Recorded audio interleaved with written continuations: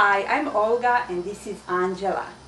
Angela moved to this apartment about 8 months ago with her boyfriend and two of her dogs. And she experienced a lot of paranormal activities since she moved here. So I'm going to ask her a couple of questions about what happened. If you could tell us a little bit about dogs, like what they were doing, like what have you noticed? Oh my god, the dogs have been really like on high alert ever since we've moved in here. There have been so many times when we've opened up the front door and they'll just start going crazy and barking as if something is there, and it's a strong type of energy, because as soon as they see it, they'll go crazy and high-pitched barking. We'll be sitting on the couch in the same exact spot, and many times they'll see something that we can't see, and the same thing, start barking and growling and just getting very fidgety. Right. And all over the house, in the bedroom as well. You know, you can tell, it's obvious that they're noticing something that we can't see. And then you mentioned one time, actually it happened several times, something about the bell. The bell would ring and then nobody was there. Yeah. My landlord lives upstairs, and she's been noticing a lot of things like that also. It was about 1:30, 2 o'clock in the morning when her bell started ringing, and it rang about 6 or 7 times. She would go downstairs, nobody was there, and then before she could even turn around to go upstairs again, the bell would ring another 2 or 3 times. And she was so frightened that night, she actually called out for us. She thought we were doing it. We were actually sleeping at the time, and the same thing with things like that we'll notice also over here. There was one time when the bell rang. This was before that happened, and again, nobody was there. Nobody was passed by the window. We can see right here somebody's out there. Nothing was there. And also the weird thing is her landlord, she works during the day and nobody is in the apartment, and her apartment is just above Angela's apartment, and she would constantly hear like steps over walking over her apartment. So like it's happening like on a daily basis. Like, and it's not just a faint noise, it's a loud sound where you actually think somebody's home. It sounds like somebody is walking across. You'll actually hear them go down the stairs, and then a few hours later you'll hear somebody go up the stairs. And many times we've called her thinking that she was home, to find out that she wasn't. She wasn't anywhere near the house, and something was there, and she was just as shocked as I was to hear it. Right, it's just unbelievable. And then you had a lot of things going on with your TV and lights, and like what was happening with our light bulbs seem to burn out ridiculously quickly in this house. The light bulb here in our living room, at least 7 times a month we're changing it. And the TV has a bulb also that allows us to see the picture on the screen, and it's meant to last for years at a time, and we've changed it so many times in the year that we've been here already. We've changed it at least 3 times, and it's meant to last for a long time, but it just goes so quickly, and that goes for light bulbs everywhere, all around the house.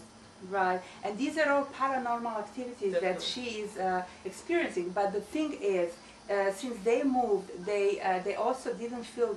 They started feeling very bad, like health-wise. Their health were starting going bad. First with Angela, she was. You went to the hospital. Yeah, I was very sick. I started having really bad stomach pains, to the point where I would actually be laying down on the bed curled up because it would hurt so bad. And it ended up, eventually they ended up taking out my gallbladder, which helped, but there's still a lot of things. Like I'll notice that when I'm here, my energy is absolutely drained.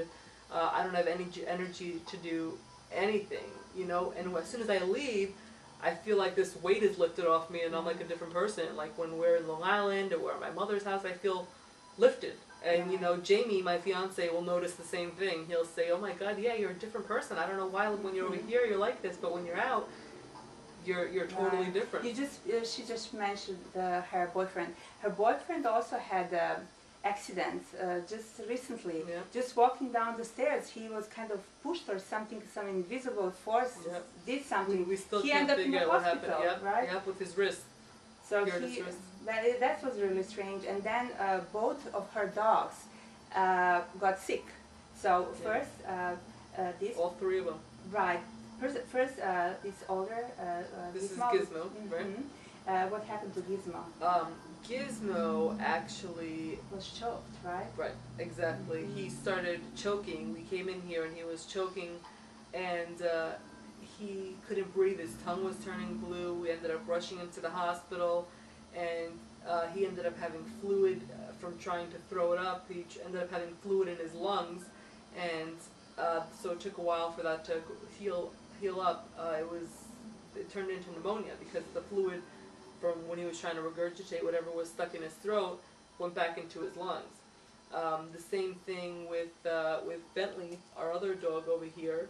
He got sick also. We ended up noticing that he was having blood in his stool, and he would have really bad diarrhea. He would be going constantly, and it would be soaked with blood. Like the first time I came in here and I noticed it on the training pads that we have for them, I thought that somebody was bleeding. I thought that, you know, blood was coming out of somewhere, until I noticed when I took him outside that he was going to the bathroom and blood was pouring out. And it took him a while to get better too. They're still not sure what happened. They couldn't find anything in his blood. They're thinking that it might have been rat poison, but there was no traces of it. That's just what the doctor says he thinks it was, because he's seen cases like it before. But it's still not official. It could have been anything. It could be something else that's just making him sick.